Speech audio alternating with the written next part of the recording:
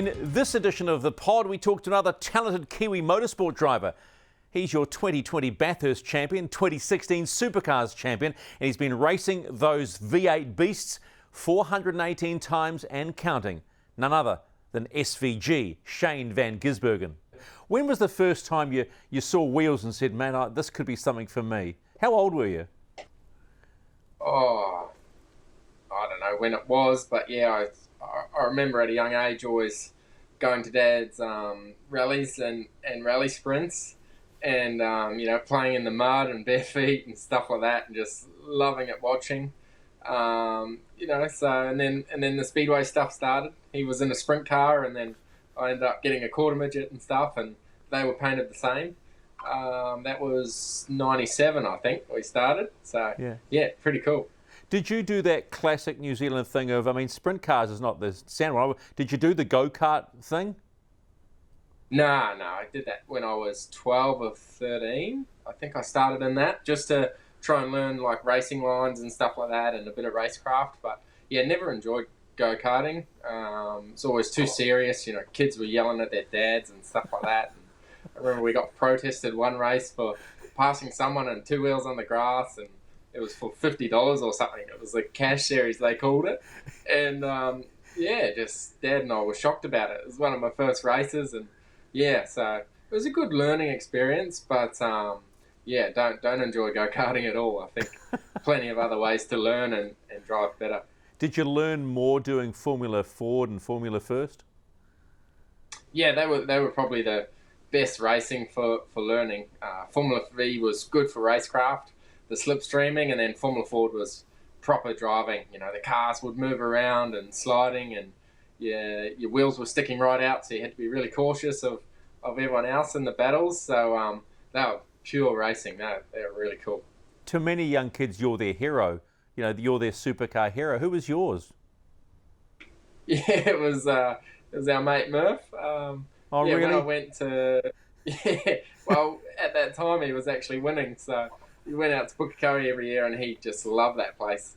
He was dominant, so I always cheered for him, and the way he drove when he was on fire was just awesome to watch. So I was a fan of his. And what was it about his driving that impressed you so much? Because was it reckless or just on a knife edge all the time?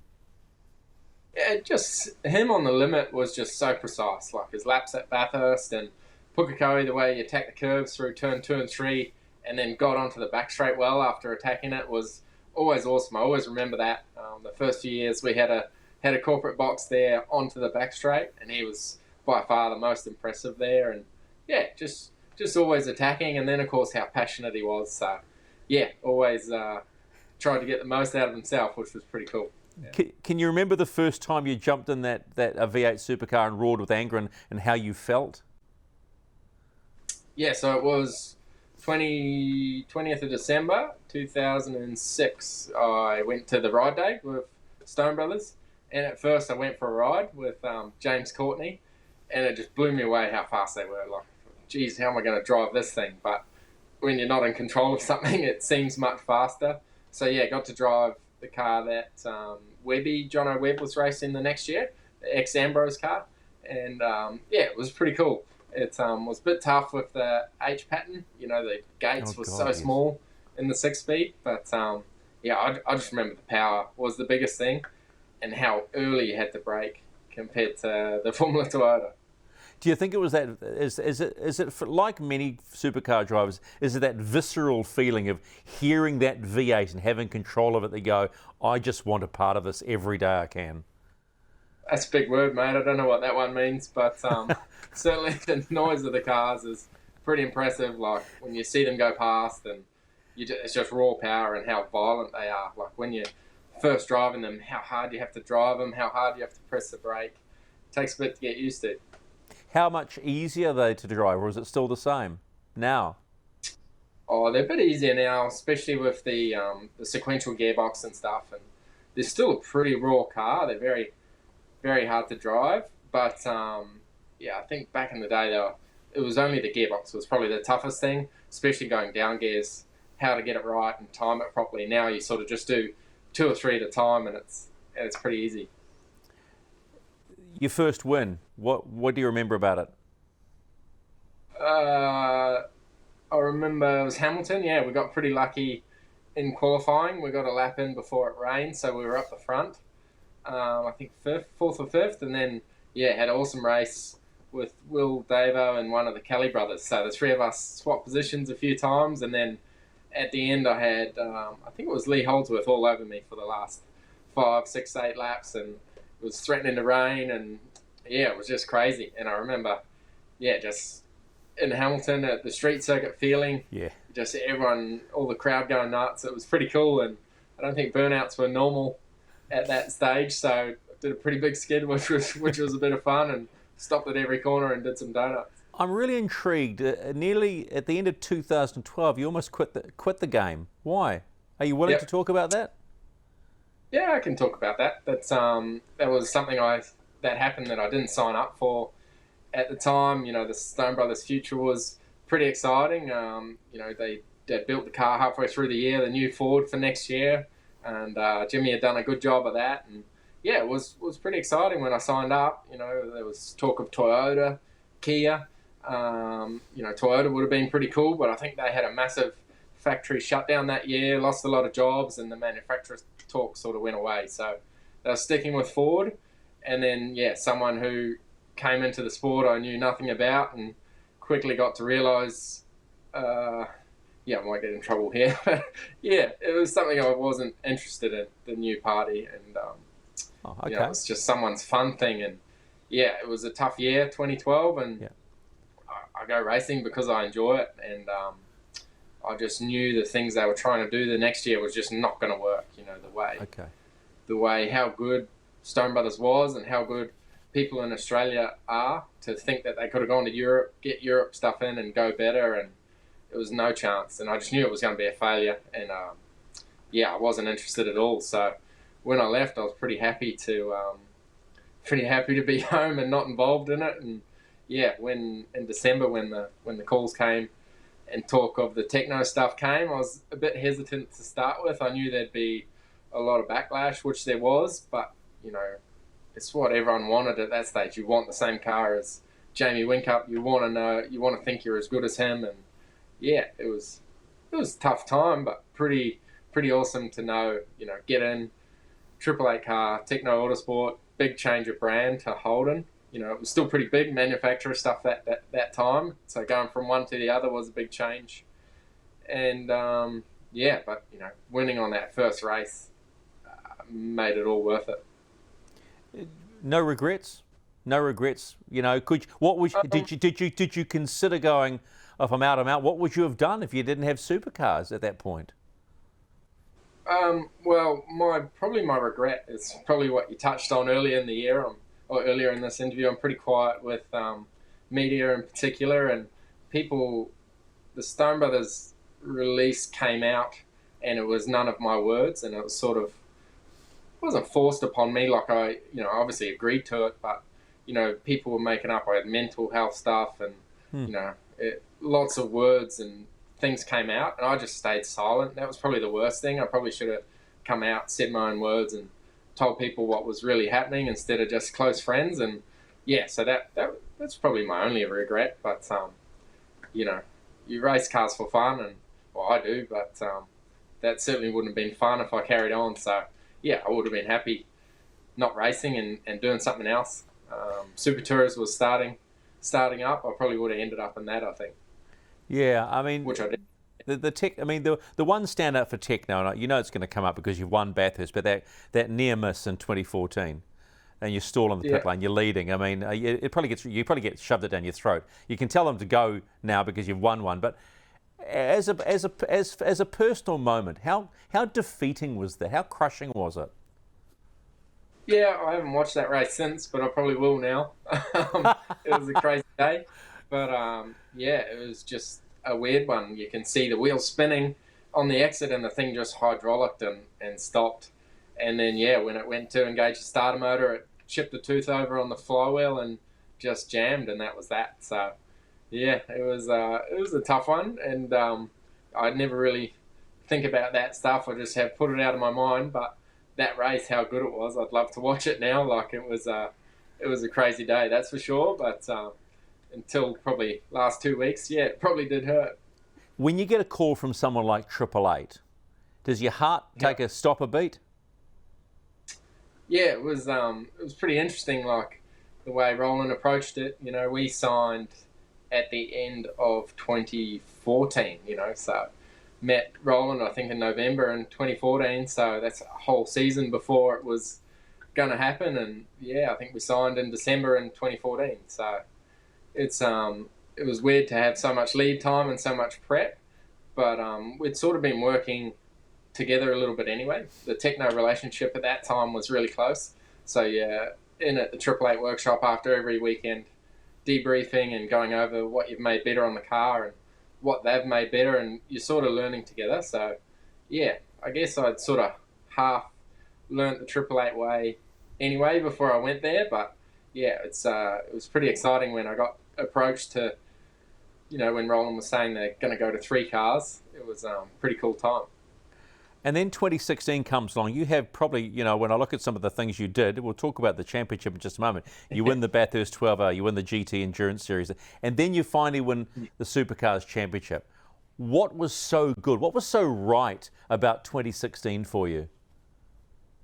I think timing, like the way it worked with no date clashes and getting to keep racing in Europe. I'd been a factory driver for McLaren for a few years, and I was allowed to keep doing that, and yeah, ended up winning that European Championship, which was pretty cool, and that was a pretty tense time. I think I was in Sandown, so after Sandown, Sunday night, I watched the race on the computer from Nürburgring, and we were leading the championship, and my car had a shocker, so it got no points, which meant I stayed equal with the other drivers, but the other cars around us didn't get the points needed, so without being there, I stayed equal with my teammates, which meant we all won the championship, so that was pretty awesome to be watching that on the other side of the world.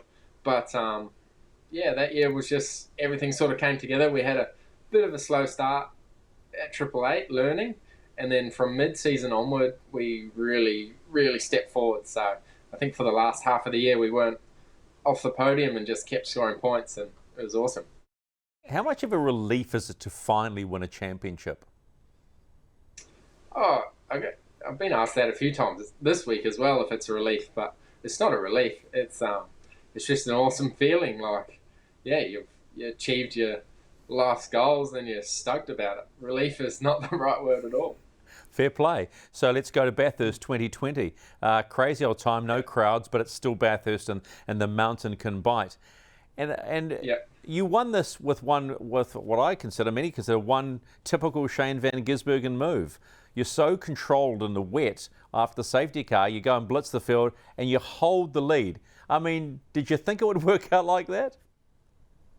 Yeah, it was a tough day, as it always is at Bathurst. But yeah, when the rain came, I think I was third in line, and up the first mountain straight, I backed out at the first crest. I saw how wet it was, and I thought, oh, geez, I don't want to be doing this. And how fast everyone went up to turn 2, I thought they were all going to crash. But yeah, figured out where the grip was, took a lap or two, and then I started getting confident and going. But not sure what it is about those conditions. I never enjoy them, but we're always pretty good in them. So yeah, I guess I have to like them, and that got us to the front. You know, it's so hard to pass in modern supercars now with the aero wash. So having that clear air for the rest of the day, that part of the race really set us up. Did you feel like, with Cam Waters chasing, did you feel that you were in control? As someone said to me, Shane van Gisbergen has got the widest car in the world right now. There was a few times where I didn't, but I sort of managed him. Like at the start of each stint, he would be really quick on the old cold tyres, and he was prepared to take more out of the tyres when it was new. And then after 3 laps, I'd see he'd get hot, just leave him there for 5 or 10 laps, and then just pull away the last half of the stint. So yeah, I had it under control, but I didn't, it was full pressure the whole way, full qualifying laps, and I was trying to be smart about it, and a little bit reserved, but had to be flat out the whole way. And then those last restarts, he was very good on the cold tyres. So yeah, had to get everything right. When you sit, and you said it yourself, when you sit back and think about that, you know, you're doing 1,000 miles, and on qualifying times, how much does that do to your head when you look back and go, my God, we were qualifying every lap? Yeah, it was cool. Like the gap that us two pulled on the field was pretty awesome. Like we were both really on the limit, and yeah, at the time, like afterwards, I was knackered. But you know, when I think about it now and look back on it, like it was just awesome. You know, it was 60 laps, 3 stints of just flat out racing, and it was really cool. There wasn't much side by side stuff, but we were on the limit the whole way. And then you crossed the line. Can you remember the feeling? Oh yeah, and just you know, the teams weren't allowed on the pit wall, but everyone ran out anyway, and Garth was hanging over the fence, you know, and yeah, pulled up beside them, and yeah, I was just stoked about it. So it was a little weird doing the extra lap. They let us do that for the first time, and it was a bit weird having no one around.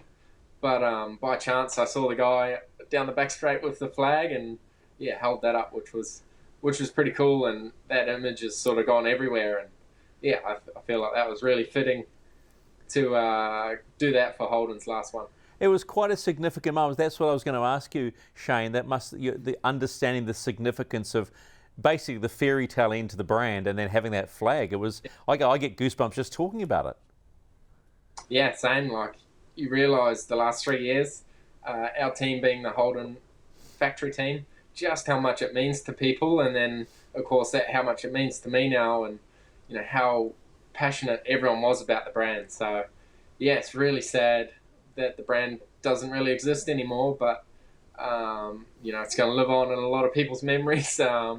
The way the messages I've got the last week or so about that moment and how they'll treasure it, it's really, really cool. So yeah, I'm glad I got to be a part of it, and glad I got to actually win a Bathurst in a Holden as well. I've never known anyone in this motorsport world to do as much different type of racing that you have done. And I know 2020 was a completely different year. But, you know, the one thing I want to know, because this sort of comes back to your ability in the wet, drifting. You love drifting, time attacks, all this sort of stuff. What is it? What is it about you that you just can't get enough of it? I was driving race cars. It's pretty cool. So, yeah, the drifting stuff is... yeah, I was lucky enough to do the New Zealand Championship a few times, and then a lot of one-off stuff, and it's the most pointless motorsport in the world, but it's the most fun. Like, it's awesome. And those top drift drivers, especially in New Zealand, are so talented. It's really impressive, and I get humbled when I do that. I get proper smoked, but it's so cool to be a part of. I love it. Do it for fun and hopefully do some more. Mate, I think you've just given us the quote of the year for drifting. It's the most pointless motorsport, but the most fun. I don't know if they're going to use that one. Yeah, you can nitpick that, but it's the truth. It's awesome, and that's why people watch it. Like, it's so impressive to watch what those top guys can do in their cars. In the back of your head too, with the much success of your head, is the reported no mistakes mantra from your father always sitting there? Yeah, that's always rung true since I started racing. It's you know, it's on my fridge at my house and stuff like that. You know, that's just a good motto. And as I sort of said earlier, you got to go out and always perform at your best and get everything right. So yeah, I guess that's the motto for my racing. How much pressure is it to be a top line supercar driver? Whatever you put on yourself. So I guess rolling can be a bit tough sometimes, and you got all those expectations, but yeah, I just put whatever it is on myself and try and get the most out of myself, and try and ignore all the outside influences. Remember why you're there and have fun, you know, try and enjoy it, and that's when I go the best, is when I'm having fun. So always try and get into that mindset and that environment, I guess, for the weekend. Supercars, like many formulas around the world, Shane, are trying to rationalise and cut costs. Now we're going down in 2022, the Gen 3. We've seen the renderings, the Camaro particularly, and gee, it just looks exciting. Do you feel the same way? Oh yeah, the way the car looks is awesome. So yeah, that's for 2021, and some of the specs are good, some are bad, but I think it's going to be pretty cool. Or 2022. 22, yeah. That's it. But yeah, I think it's going to be a good car, and hopefully they're talking about paddle shift and stuff. Hopefully they don't do that, but I think it'll be good. Lowering the aerodynamics, lowering the cost, and lowering the staff level as well. It'll make the cars much simpler and a bit more old school, and hopefully it works out. Hopefully they nail it. Because essentially you are old school, right?